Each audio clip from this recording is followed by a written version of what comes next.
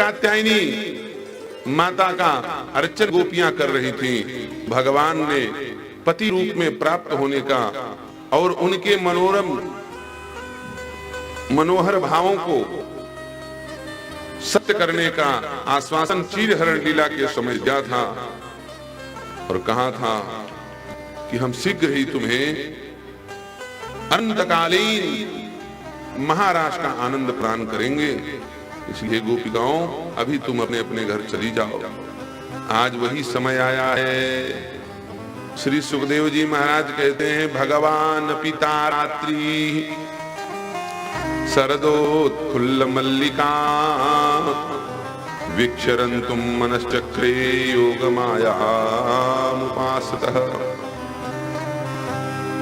शरद पूर्णिमा का दिन है।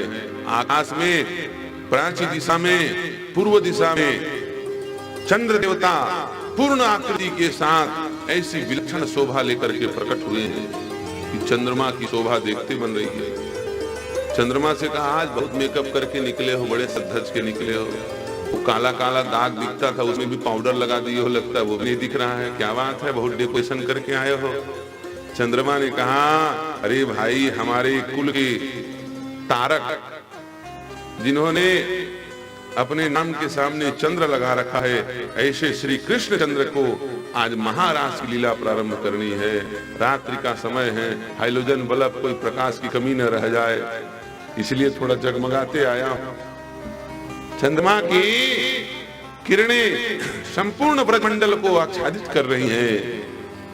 बड़ा दिव्य वृंदावन यमुना पुलिन की शोभा है।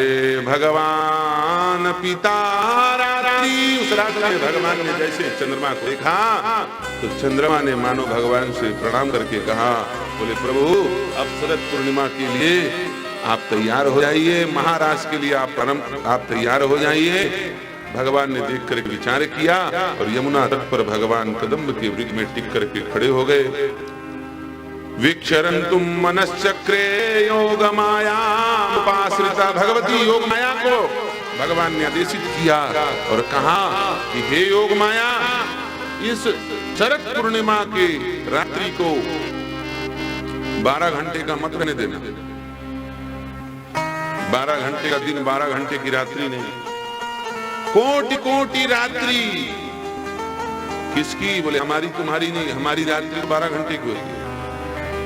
बोले कोटि कोटि ब्रह्मी रात्रि, ब्रह्मा की कोटि कोटि रात्रियों को इस रात्रि में समावेशित कर दो, जिससे यह रात्रि कभी समाप्त न हो और जीवात्मा परमात्मा का महारास अनंत काल तक इस ब्रह्मंडल में चलता रहे, कभी खत्म ही न हो, ऐसा बना दो। तो माया, भगवती योग माया, माया से भाई क्या नहीं किया जा सकता। एक क्षण को 10 घंटा बनाया जा सकता है और 10 घंटे को एक पल बनाया जा सकता है। काकभूषुंडी भगवान के पेट में घुस गए, जानते हो ना, रामचरितमानस सुनते हो सब लोग? नहीं सुनते हो तो कहीं पे सुना, और वैसे न सुन पाते हो तो यूट्यूब में डाल लो श्री राजीव लोचन दास, उसमें राम कथा ज्यादा पड़ी है मैंने। काकभूषुंडी भगवान के पेट में घुस गए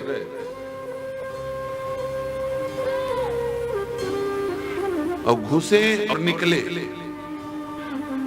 एक क्षण लगा मुश्किल से, लेकिन उस एक क्षण में काकभूषुंडी बौरा गए।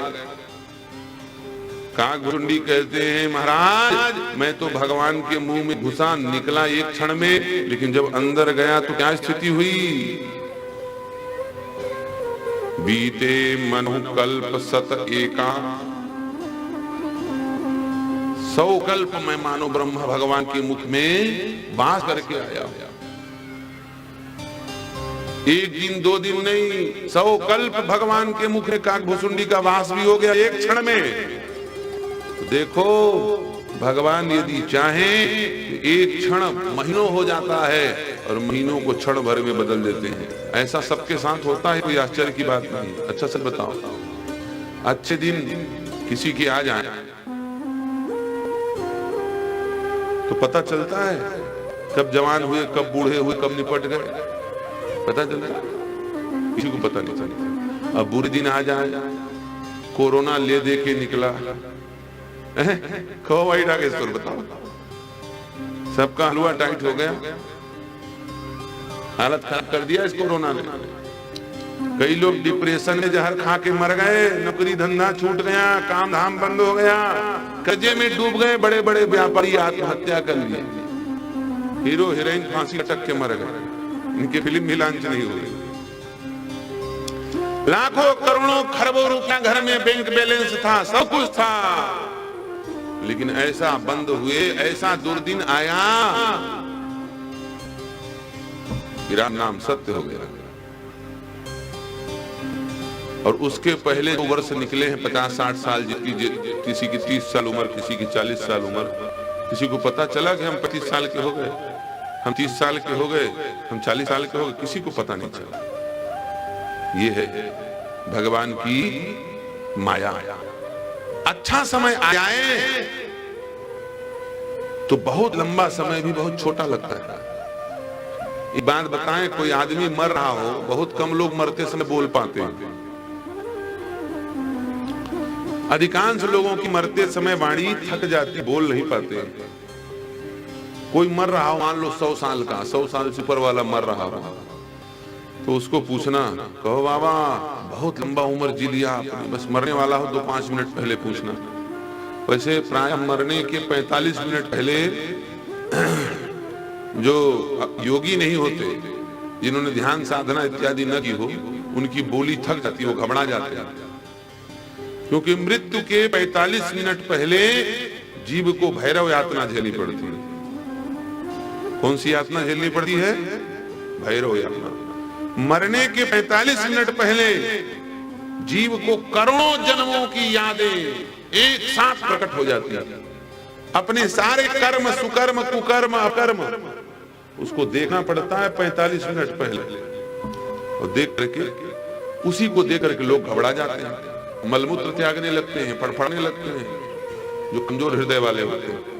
और जो योगी होते हैं वो शांत बैठ करके, मन को स्थिर करके, ये सारे कर्म तो प्रकृति के द्वारा हुए हैं, मैं आत्मा हूं, मैं तो निष्काम हूं, मैं तो निर्लेप हूं, मैं तो अगुण हूं, मैं तो शुद्ध हूं, सात्विक हूं, ये कर्म मुझे बांध नहीं सके।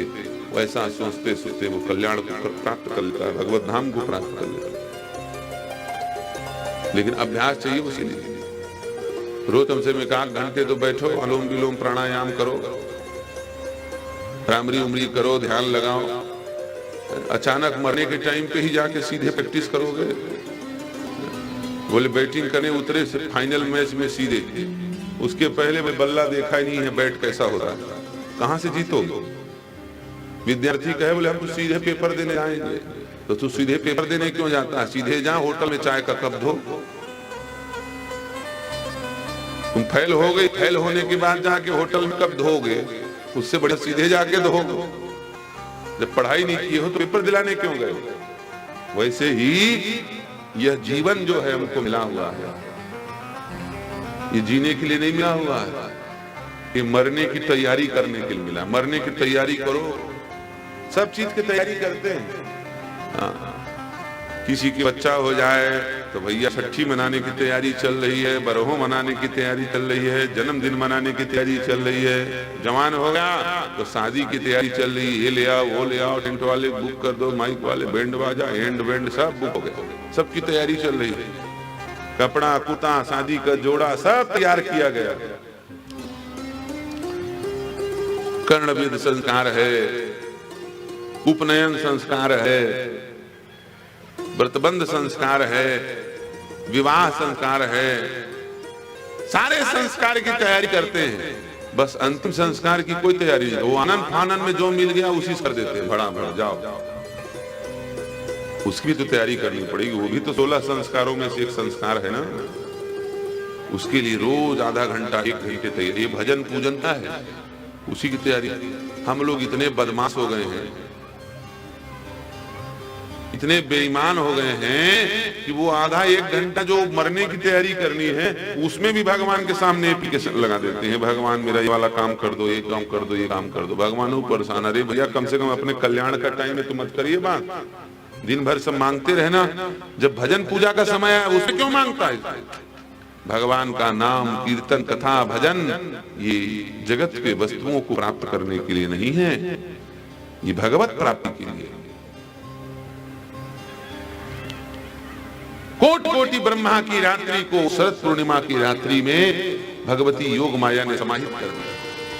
इसीलिए वो महाराज की लीला जो वृंदावन में प्रारंभ हुई है, ब्रजमंडल में प्रारंभ हुई है, वो आज भी निधिवन में चल रही है, समाप्त नहीं हुई है।